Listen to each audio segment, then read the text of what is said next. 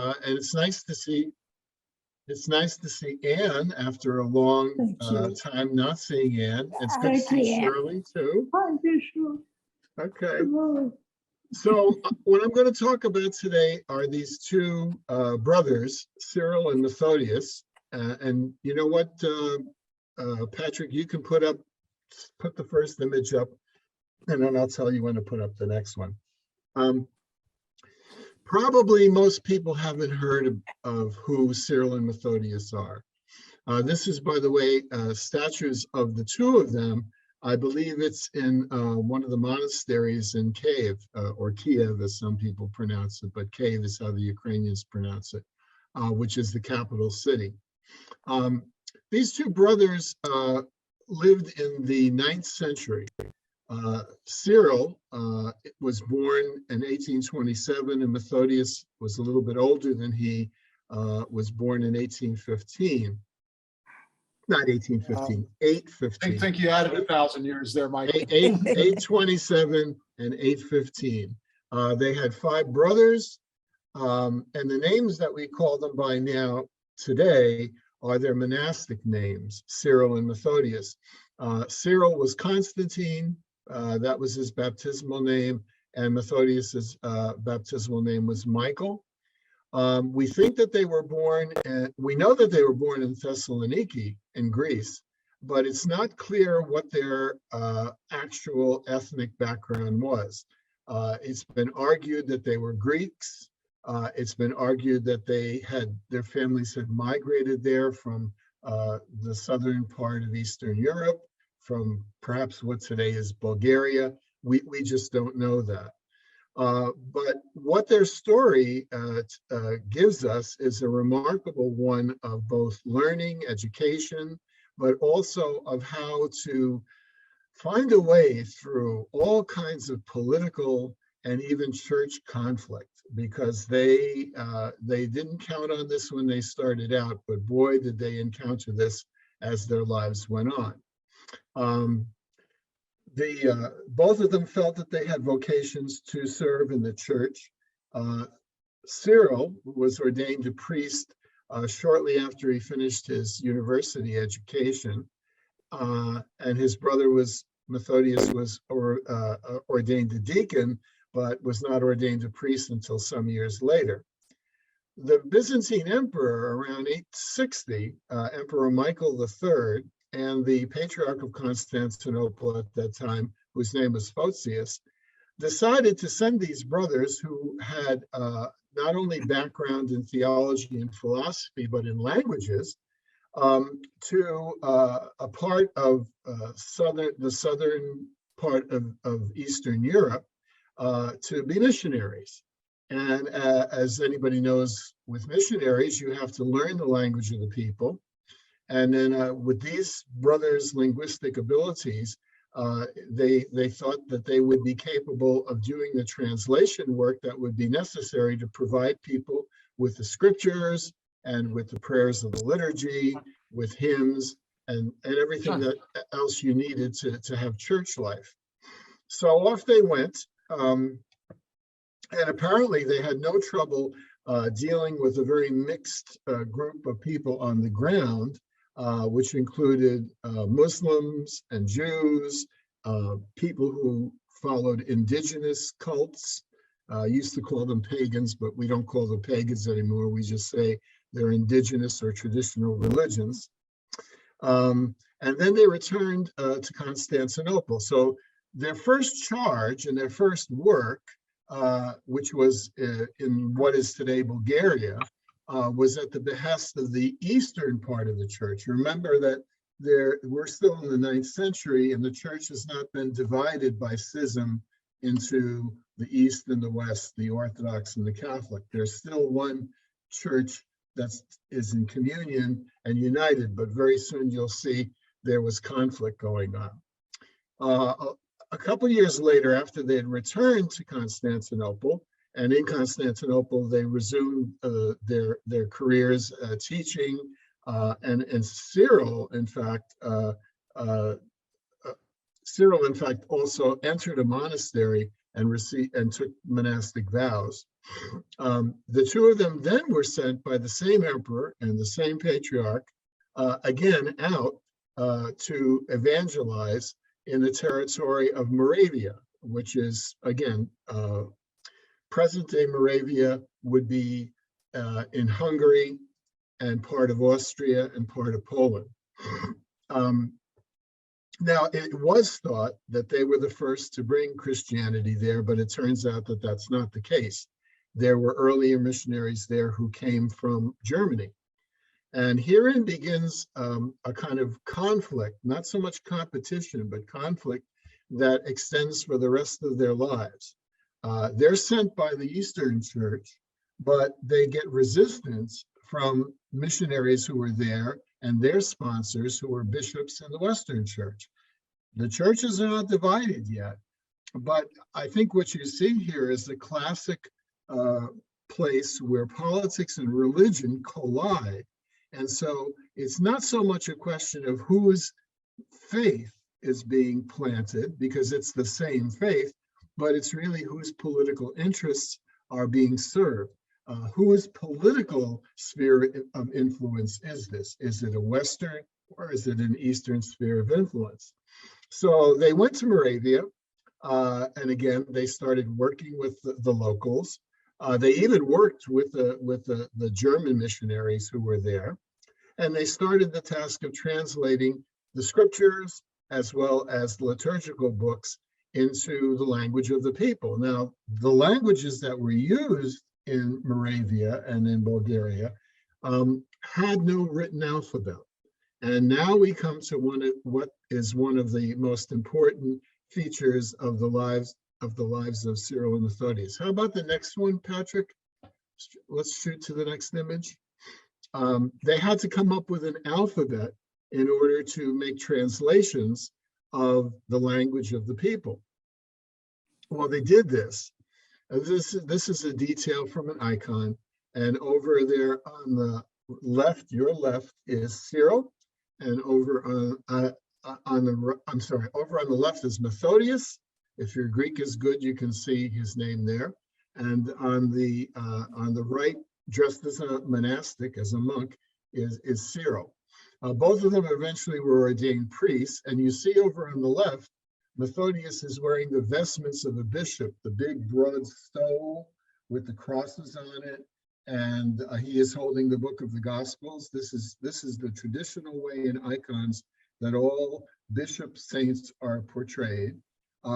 Cyril, of course, there's some doubt as to whether he got ordained a bishop as well as a priest. We know that he was made a monk priest, but here he's only depicted as a monk. But he holds the cross. So I think this is a sign that both of these were planting the cross, or if you will, bringing the gospel to those in these other lands. What they had to do is come up with an alphabet, and the first one that they came up with is today called the Glagolitic or Glagolithic alphabet. We are not sure where they got the characters or the letters from.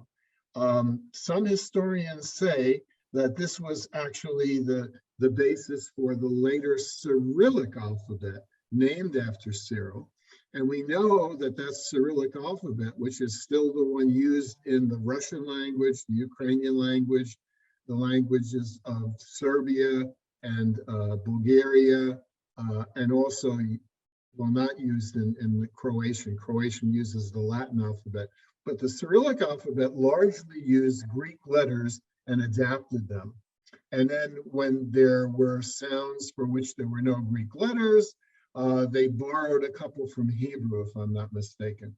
But we don't really know where or how the very first alphabet was constructed. We think, some historians do, that it was the first version of the Cyrillic alphabet, but we certainly know that it was an alphabet that enabled them to start translating text. And not only translating text, but they also took some of the legal codes of the empire, of the Byzantine Empire, and adapted them. So the very first civil and criminal codes in this southern part of Eastern Europe were provided by Cyril and Methodius. So interesting to see that their interest was not only in preaching the gospel and making it possible for people to have the services of the church and the sacraments, but also for having law, some kind of law by which to govern the society there. How about the next one, Patrick, please?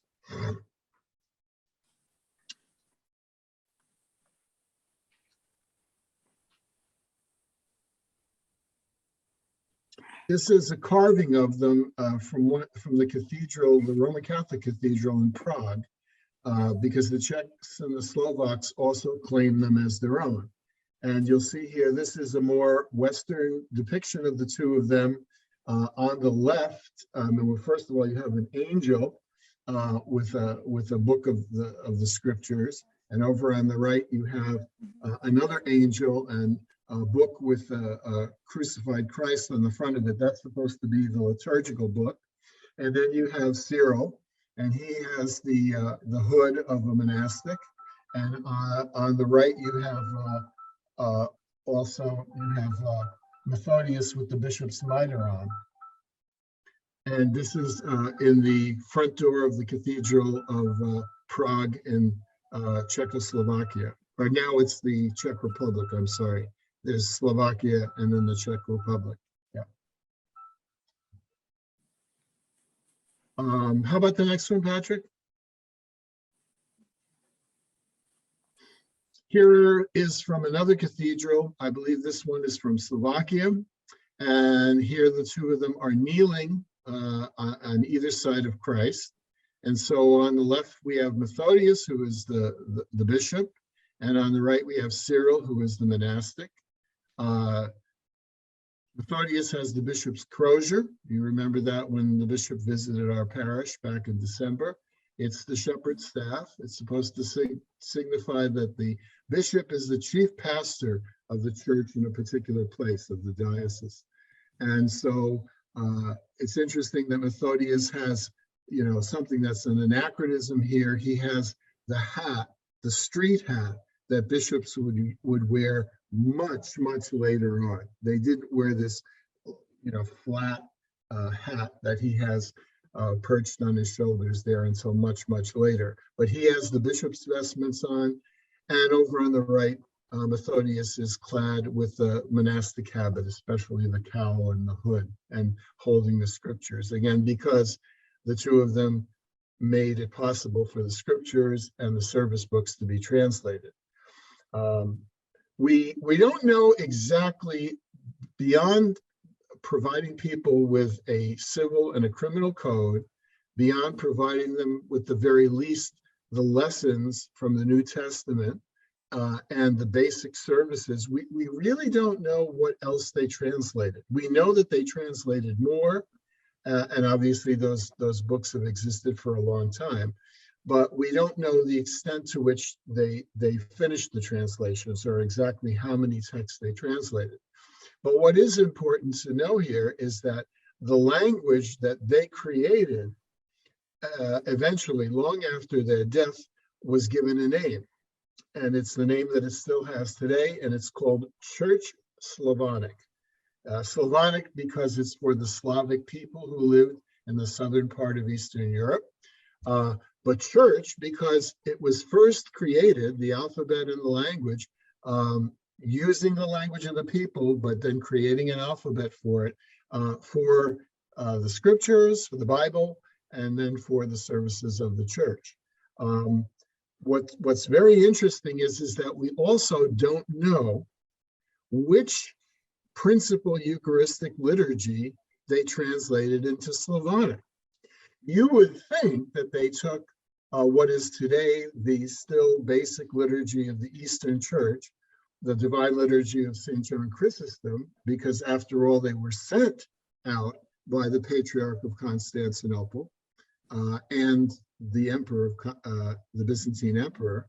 But we're not sure, because there is some evidence from very fragmentary manuscripts that they may have, as an act of kind of trying to make peace, they may have taken the Roman Rite Mass of the 9th century and translated that into Slavonic as a way of sort of saying, well, we're from the East, but we recognize the liturgy of the West.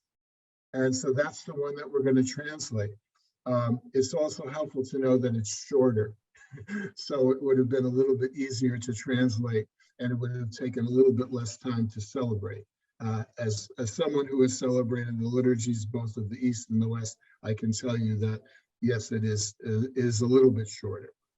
Now, as I said before, these two, above all, wanted to keep peace in the church.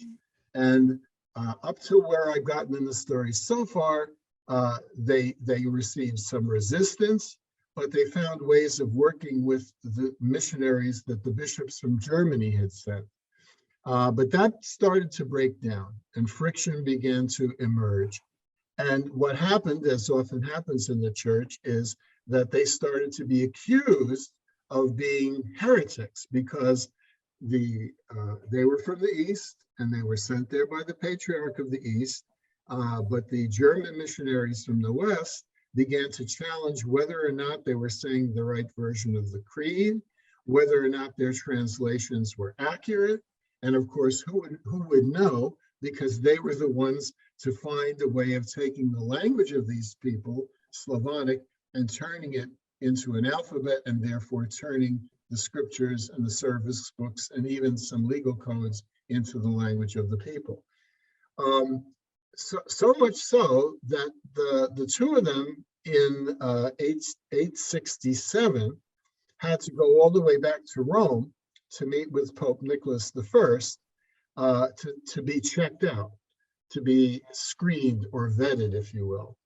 And this was because there was a dispute between the Archbishop of Salzburg and the Archbishop of Passau in Germany, who claimed ecclesiastical control of the Slavic regions. In other words, these guys were claimed to be poaching, moving in, doing missionary work where they shouldn't be. But the fact of the matter is that nobody had the right to be there. The Eastern Church, the Constantinople Patriarch, was the first to send anybody there. Later on, the German bishops sent people there.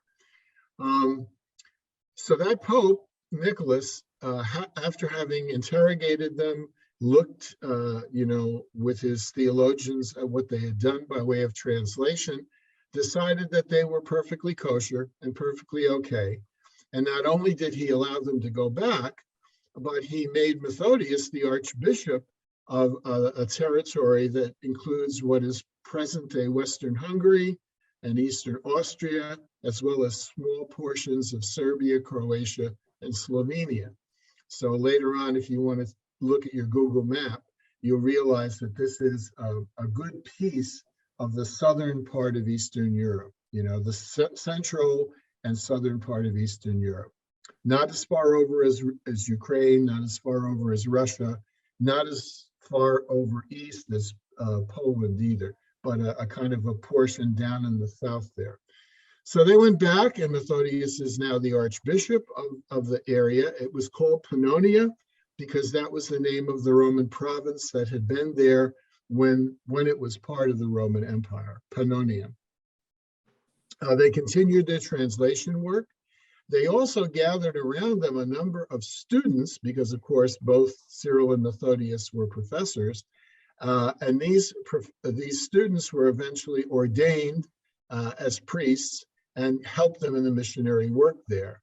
One of them was a very famous saint, very much important to the Slavic people, Saint Clement of Ohrid, which is in present-day Serbia. And then another one was named Gorazd, and another one was named Naum. And then there were deacons named Angelar and Sava. And these all today in the Bulgarian church are referred to as the 7 Holy Fathers or the 7 Holy Saints. Cyril dies in Rome in 869. He delayed his coming over back to the Slavic regions, got sick and died there. and was buried there. And in fact, his original tomb is still there in the church of St. Clement, a beautiful ancient church there in Rome. I've been in it. I don't remember going to see, actually, I think I do remember going to see Cyril's tomb. As for Methodius, just to fast forward, when he dies eventually, he's buried in the cathedral in the capital city of Moravia. But since the capital city switched several times, we have the cathedrals, but we don't know where his tomb is. So he gets the honor of being the unknown apostle to the Slavic peoples. We know who he is, and we know a lot about his life, but we don't know where he's buried. And sometimes monastic saints, although he wasn't the monk, Cyril was the monk, sometimes monastic saints have the practice of doing that, of saying, bury me, but don't tell anybody where the tomb is. I don't want anybody coming to say prayers here. Let them just pray, and I'll watch over them. And I'm going to sort of, hurry up a little bit here. There were back and forth accusations by the German missionaries against Cyril and Methodius. They had to go back to Rome yet another time. Thank you, Patrick. I was going to ask that you move on. Once again, here we have the cross in the middle. It is being held by Methodius on the left, who is bishop, and then, of course, we have the monk priest Cyril on the right. This is a statue in Kiev again, in Kiev in Ukraine. How about the next one, Patrick? This is a fresco from, I believe, a church in Austria.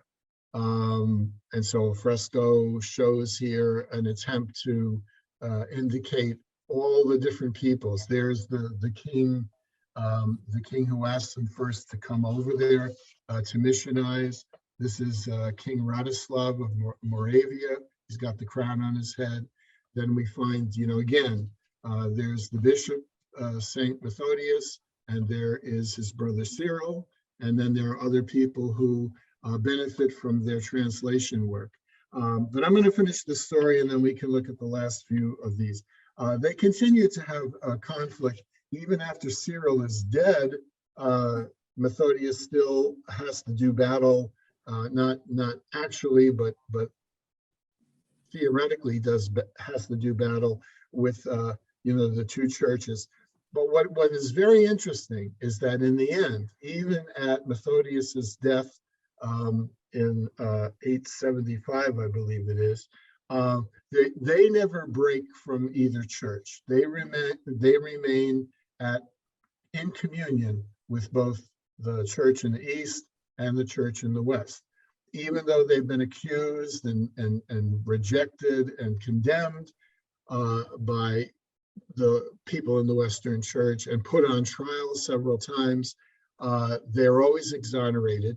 And I think what they leave us is a wonderful example that in the end, despite the tendencies to pull things apart, in fact, there's an opposite tendency, and that is to bring things together. This one here is from the Church of San Clemente in Rome. This is a fresco in that church from the early Middle Ages. So this is probably the 1100s or so. The fresco is here. Over on the extreme left, we have with the mitre on his head, and there's a white sort of spot where the paint is missing. We have at the extreme left, dressed as a monk priest, Cyril, and then we have Methodius with the mitre on. And then over here is one of the popes. I assume it probably is Nicholas, but it could also be Pope Adrian, who exonerated them several times. And so it's interesting, in the church in which St. Cyril is buried, there is this fresco commemorating the fact that they remained faithful presbyters or priests of the church, and they tried to, in a certain sense, transcend the tendencies toward friction and splitting. The great tragedy, of course, is that in 1054, the two churches would split, the Church of the East and the Church of the West. And while in recent years, the Bishop of Rome, Pope Benedict, Pope John Paul II, and now Pope Francis have gone to Constantinople and prayed together with the patriarch there, Bartholomew, and vice versa, that the patriarch Bartholomew has come to Rome and been there for a feast day. Usually what they do is they exchange presents on the feast of St. Andrew the Apostle, and then on the feast of St. Peter and Paul. St. Andrew is thought to have been the apostle who went to where Constantinople is now. He is also the patron saint, by the way, of Russia too. But and Andrew, of course, was the brother of Peter. And so, in a sense, when on the feast of St. Peter and Paul, the patriarch or the representatives of the Patriarch of Constantinople come to Rome and are present at the liturgy of the feast day, and vice versa on the feast of St. Andrew, the 30th of November, when people come from the Vatican, sometimes even the Pope himself, and come to the liturgy of St. Andrew's Day in Istanbul.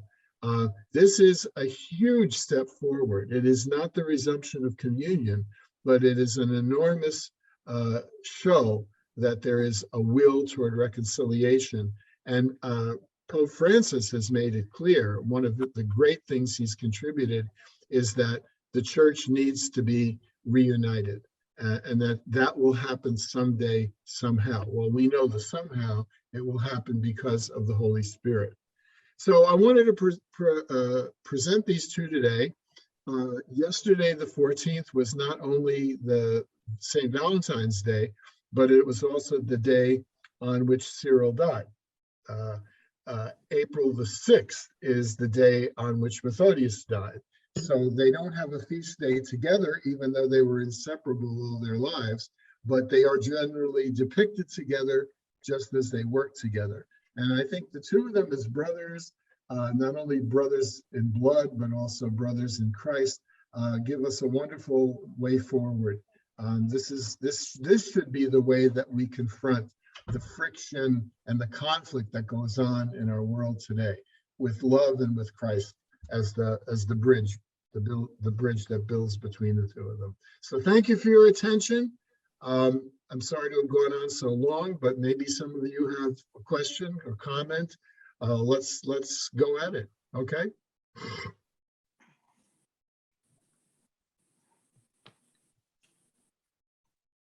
Yes, Anne? I was going to say, I thought the work was very beautiful. The sculptures, that was really what I wanted to say. I enjoyed seeing all of them. I have been reading right now a book, not a religious book, about the Silk Road. Mm-hmm. So a lot of this comes into that, Mm-hmm. all of the conflicts from That's right. That's both right. the church and the countries. Yes, So it's nice. Constantinople was one of the terminals or terminuses of the Silk Road. Yeah, yeah. Yes. In fact, where my people came from in Western Ukraine, the city of Lviv there was very close to the Silk Road. In fact, close enough that if you were on the Silk Road, you could come into Lviv and you could stay overnight, or you could go to church on Sunday. Yeah, yeah. In fact, Lviv has also the name Lemberg when it was part of the Austro-Hungarian Empire, but its original name was Leopolis, the city of Leo. And that Leo was one of the Byzantine emperor's sons. So when it was given that name and when the city was founded in the early Middle Ages, they honored the Constantinople, the emperor in Byzantium or Constantinople. So there's a link to that. And the interesting thing is that that part of Ukraine is really Western Europe. It's not Eastern Europe anymore. And like my grandparents, they knew both alphabets. They knew the Latin alphabet and they knew the Cyrillic alphabet. They spoke Polish, which uses the Latin alphabet. They spoke some German because they learned that in school. They could manage in Slovak because Slovak had the same cognates, but in, again, the Latin alphabet. And then, of course, they spoke Ukrainian and could understand Russian with the Cyrillic alphabet. Wow. So for being not terribly educated people, they were polylinguistic. They were able to manage in a number of different languages, which served them well when they came to New York and had to then add English to it, Wow. When did they come? Right before the First World War, because once the World War started, they stopped immigration, particularly from Eastern Europe, and then the anti-immigration laws started piling up. They started worrying about anarchists and communists and socialists after the revolution. So yeah, they got in time. I think between I looked them up on Ellis Island, and I believe the first one came like in 1912, and I think the last one came right at the end of 1914. So all four of them, and the two couples got married in the same St. George's Church, which is right by the Cooper Union. So it's on what used to be called the Lower East Side, but now it's the East Village. And there still is a couple of really good Ukrainian restaurants there. The Ukrainian community has dispersed, but as often happens with Chinatowns and Little Italies, the restaurants are still there, even though the people have moved other places. Yeah, the Lower East Side and the East Village have very different reputations. Oh yeah. Even though they're the same place. I found it interesting that when they went to Moravia, in order to translate into the vernacular, that they had to come up with their own alphabet, which suggests at least that there was not a tradition in that area of written records in the vernacular language. There weren't any. No, there was no written. They were literate in that they had songs, they had poetry, they had stories. But this is something that anthropologists will often point out. You can have a language and you can have a very complex culture coming out of the language, but they don't necessarily have an alphabet. More recently, we've seen this, for example, in the Pacific Islands and places like that, where there's a language, there's a culture, there's music, there's poems and stories and fables and stuff, but there's not a written, there's no alphabet. So getting an alphabet enables you to preserve, you begin a documentary history once you've got an alphabet. Yeah. Right. Actually, I mean, in essence, they had an oral tradition prior An oral to that, tradition, much like the Americans did until the Lakota Sioux developed their alphabet and their Right. written record in the Right. 1800s. Very often missionaries were responsible for that, because the missionaries' primary concern is we have to translate the scriptures and we have to translate the services. the Go ahead, Ann. the Pennsylvania Dutch also, the language had no alphabet, no written language. Right. It's just a spoken dialect, right? There's no literature in it. You can't, it's not like Yiddish. Yiddish is interesting because Yiddish uses Hebrew characters, but it is a dialect of German in some ways. It's a mixture of German and Hebrew, but it does have an alphabet. And that's why now there is a whole Yiddish literature, short stories. Isaac Bashevis Singer is a good example of that, the famous writer. But then on the Lower East Side, there used to be Yiddish theaters all over the place. And Michael Tilson Thomas, who is now retired as the conductor of the San Francisco Symphony Orchestra, his original name is Tomaszewski, and his father and grandfather were very big in the Yiddish theater.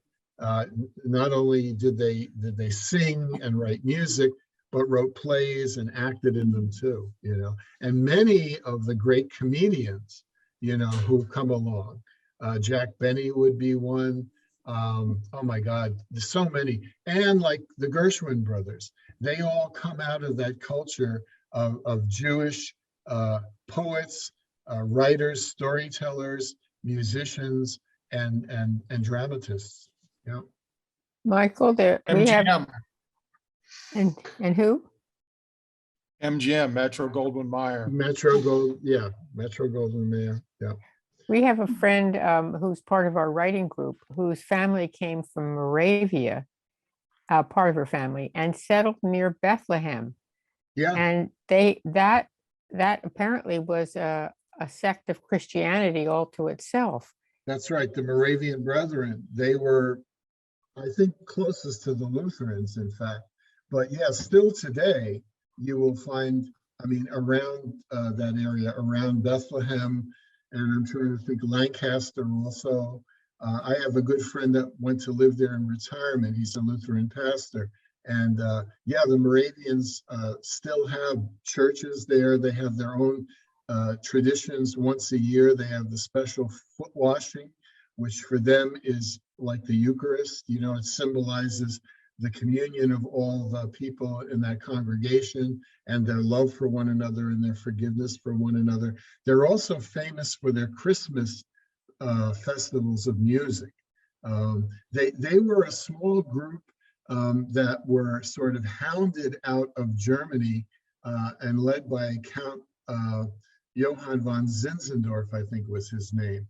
And since he knew that the Pennsylvania Commonwealth, founded by the Quakers, by the Friends, had absolute freedom of religion, that's where they went, you know. Are they That's why- connected to the Bach Festival?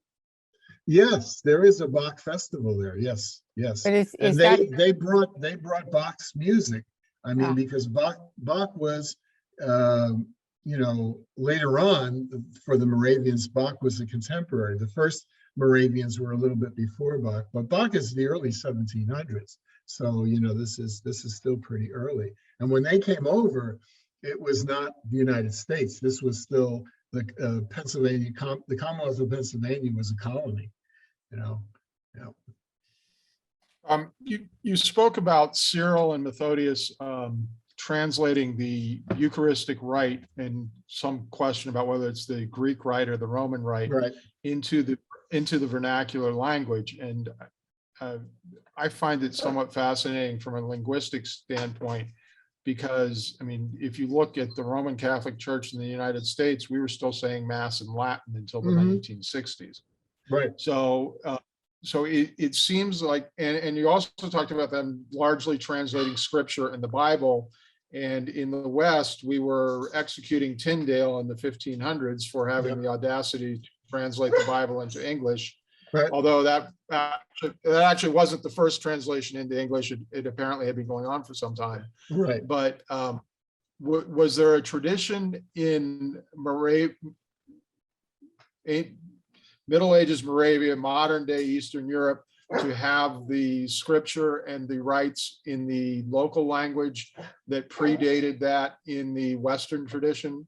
Yeah, it seems that the church in Constantinople was at least open in some places to allowing the language of the people to be used, because originally for them, Greek, which was the language of the Eastern Roman Empire, was the language of the Bible and the language of the liturgy. So granted that it might have been a more ancient version of that language, it was still understandable. In other words, in the time, let's say, of the Eastern Fathers, of St. John Chrysostom or Basil the Great or Gregory Nazianzus and so forth, they did the liturgy in Greek. They read from the Greek version of the scriptures, and the language of the people was Greek. I mean, granted, as you got away from the capital city and further out into parts of the Eastern Empire,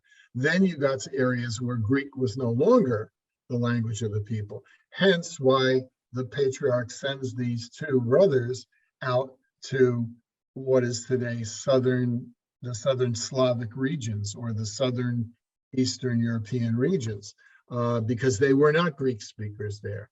But it is interesting to note that when they finally get around to producing an alphabet, where do they go for the letters? They go to the Greek alphabet, you know.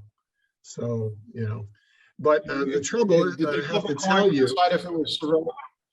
Did they Yeah. flip a coin to decide if it was Cyrillic or Methodian? No, the idea is that it got named for Cyril, but they both worked on it because they were collaborators all their lives. You know, one did not do anything without the other. But the sad thing about it is that at the present time, in Russia, for example, the Russian Orthodox Church will not allow Russian to be used in the liturgy, only the old Church Slavonic. And Ukraine, one of the things that has now sort of split the country apart is that the new autocephalous or independent Orthodox Church there uses Ukrainian, while the one that is linked to Moscow still uses Church Slavonic.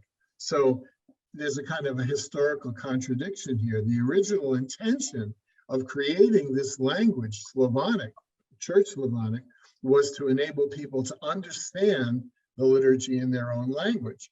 Now, the Western Church became fossilized and became rigid on using Latin and only Latin.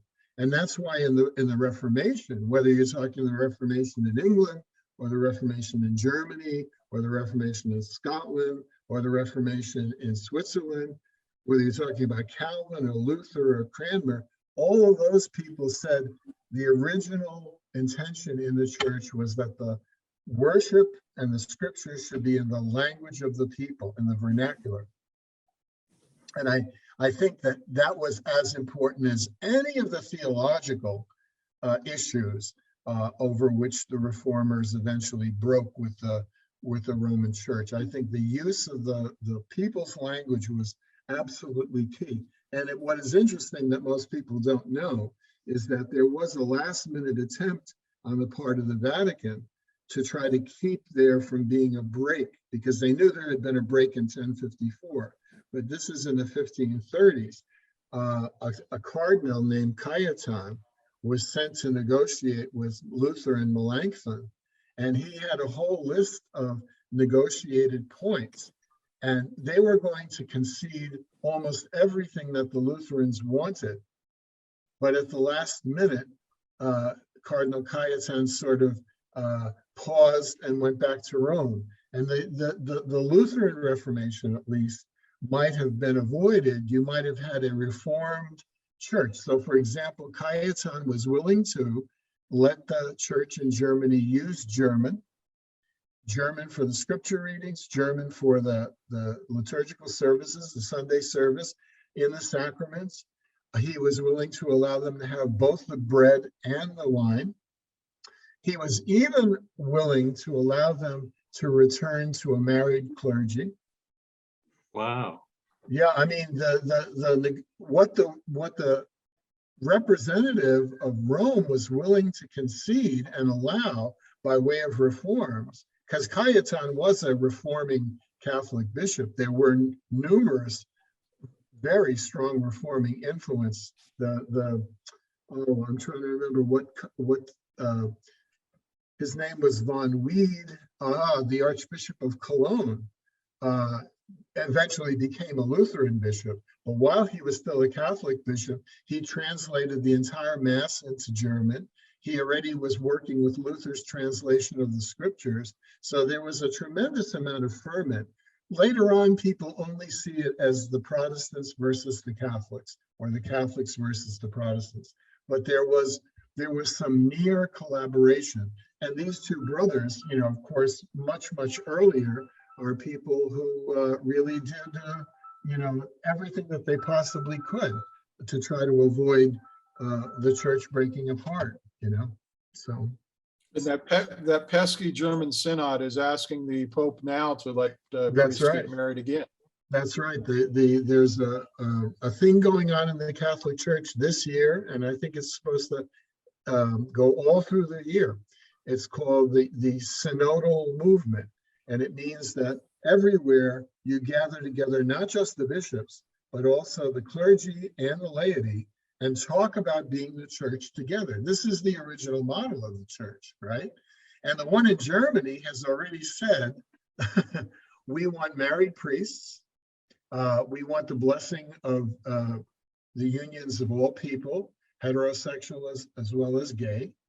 I can't remember what else they want. They have already the mass in German. And they want women Women deacons priests. specifically That's as it. a That's step right. along the way. Start the movement toward the Not- ordination of women by having women deacons first, and then eventually women priests. So those pesky Germans, you know. Every 500 years or so. Yeah, yeah. Well, having been in the Lutheran Church, I mean, there's a great deal of warmth in my heart, but also understanding that there's a historical basis for this. This is not just a group of rebels. This is not just a group of insubordinates. This is a spirit of reform and renewal that's been around now for over 600 years, you know. You know, I would love to have one of these sessions sometime on Leo the Ninth, because it seems that an awful lot of things pivot around his papacy and the end of his papacy. The married priest issue pivots there. The schism is as soon as he dies. And just a lot of things seem to pivot around Leo the Ninth. Mhm. I Well, have a question. Yeah, go ahead, George. I have a question. It's totally off the subject. So you put up an icon where there were crosses on the shoulders. Yeah, that's how a bishop is in the Eastern Church, and actually even in the Western Church today. There's a special stole, right? Normally the stole by the priest is worn and it comes down the front, the two strips of cloth, and then on Right. top of that may be the chasuble. But the bishop's stole is a little bit different. The bishop's stole goes around the shoulders, and it's supposed to remind you of the good shepherd who puts the sheep that he has gone to rescue, the one out of the 99. And so you see here on St. Nicholas, this is St. Nicholas's icon. You Yes. see the broad white stole with the crosses on it. And this is how a bishop is depicted. The stole with the crosses on it, the big broad stole around the shoulders, and then it goes down, but also holding the book of the Gospels, because the primary thing every bishop is supposed to do, whether Methodist bishop, Lutheran bishop, Episcopal bishop, Catholic bishop, Orthodox bishop, even Moravian bishop, is to first and foremost ensure that the gospel is being preached and lived, and then to be a pastor, right? The bishop is simply the lead pastor or the head pastor for a particular area, not just one little parish or congregation, but for a whole collection of them in a particular place. And we call that a diocese because that is the name for an area in the old Roman Empire. They called it a diocese. It simply meant that part, that cut of land, that piece of territory, diocese. Okay, thank you. I'm gonna have to leave you because I've got to get ready for our other Yes, meeting. I'll see you over at BMA in a little bit. Okay. Well, Ann?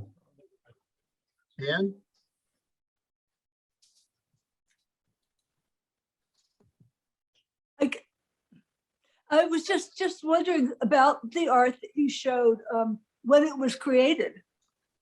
The sculptures at the beginning of the brothers. When was that created? The first one is modern. The first one is probably from, I would say, there's the Patrick's bull. Patrick has a Oh, no, bull. for this lecture, that's a papal bull. That's a papal bull. But this is the bull who comes to visit Patrick at his house every week. That was yesterday morning. There you go. Yeah. But the statue, that the first one of the two brothers, I'm guessing that probably came from the late I want to say 1980s or 1990s.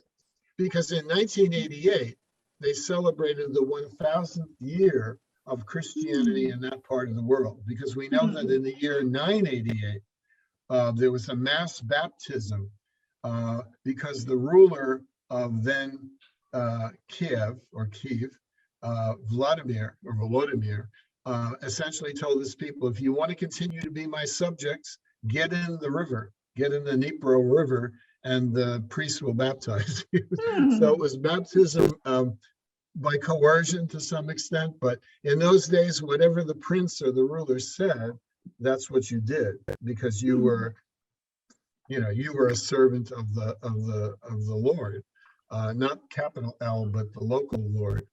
So that's understood to be the Christianization or the baptism of Rus. The original name of his territory was Rus. Now the Russians claim that that was Russia, but it's not.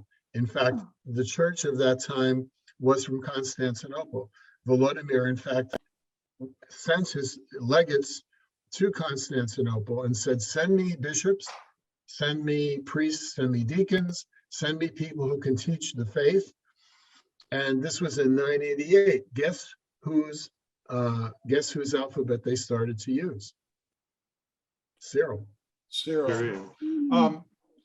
How did, since Ukraine did not become Catholic until 988 and Cyril and Methodius were both dead for a long time at that point, how is it that the Ukrainian nationalists adopted Cyril and Methodius in 1845 for the Brotherhood of Saint Cyril and Methodius for nationalist reasons? Because they are, in fact, I think back when he was the Pope, Pope John Paul II declared that whereas Saint Benedict was the patron of all of Western Europe, the great founder of monasticism, Benedict's rule, that Cyril and Methodius were the patrons of all of Eastern Europe. So that would include Poland, Hungary.